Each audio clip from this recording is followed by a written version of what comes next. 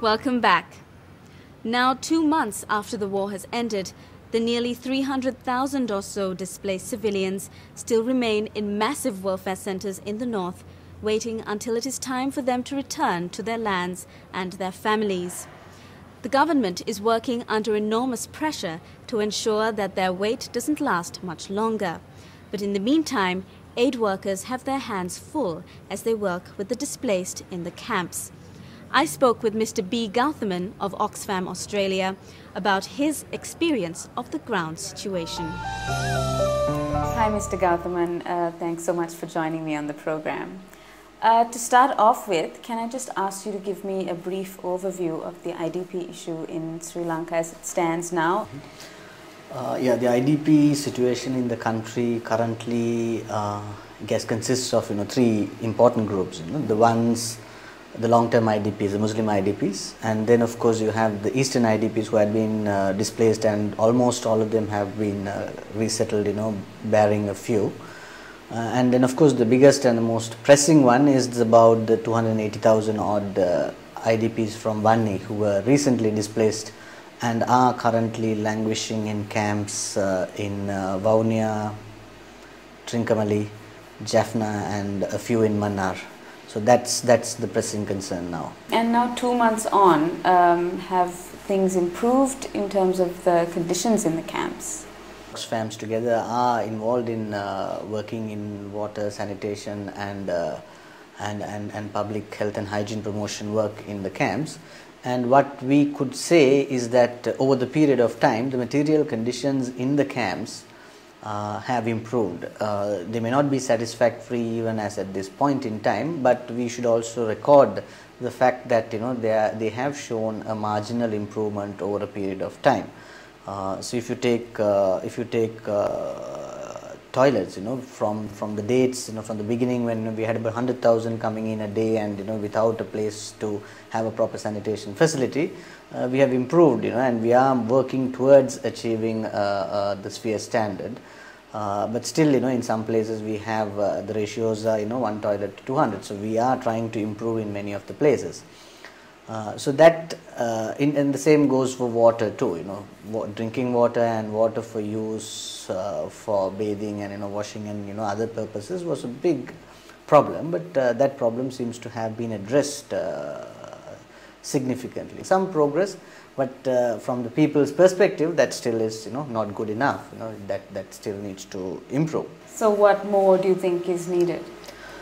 If you ask me, and I think and then this problem has been rightly diagnosed by the president himself, in his interview with Ram in the Hindu, is that the most essential thing is the freedom of movement.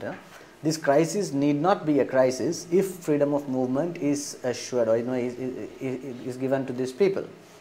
Then we will see that a fair bit of them would move in with their host families.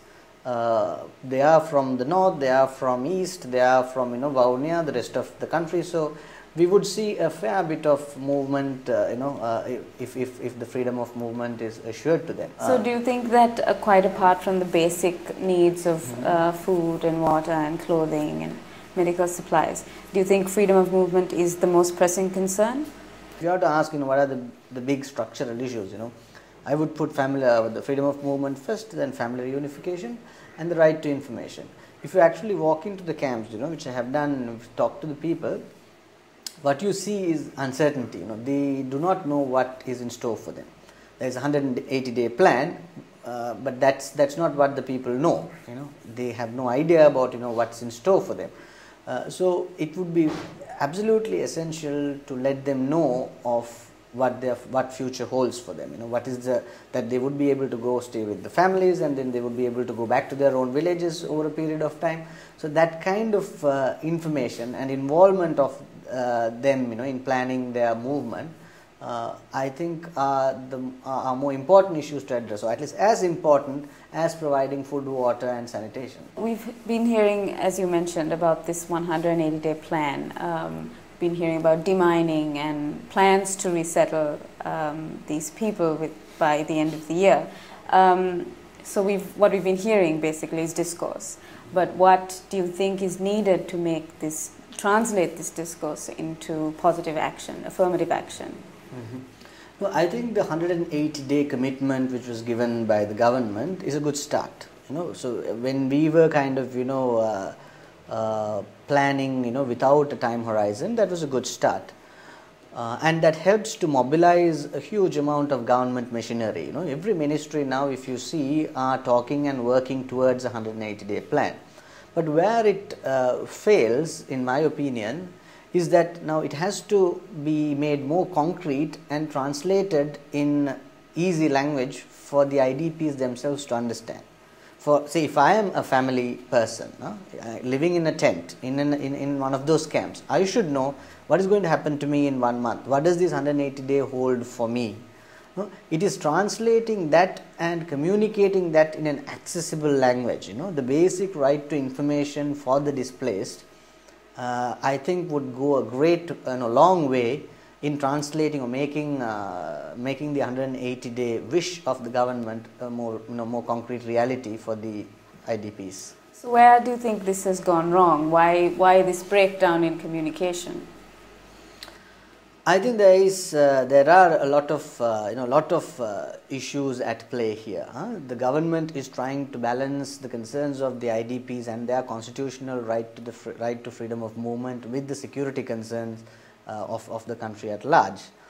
And there are also the issue of the INGOs and the international community probably kind of coming and serving. But having moved into confrontational positions at times. Now those need to be addressed so that under the leadership of the government, a common plan which could be made a little more concrete rather than public statements, a much more concrete common plan to which everyone could subscribe to and commit ourselves to the IDPs. So finally, what is your hope for the future of the IDPs in Sri Lanka?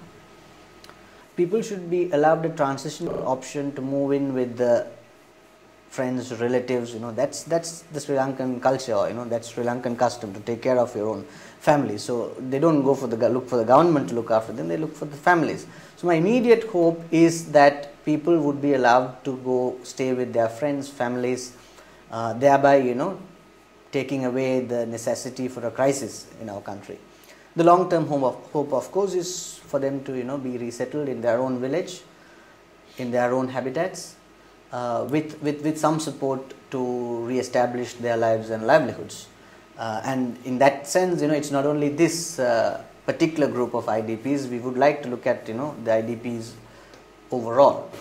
The Muslim IDPs who have been languishing for decades, and so that's what I foresee for the IDP. So that's my hope for the IDPs.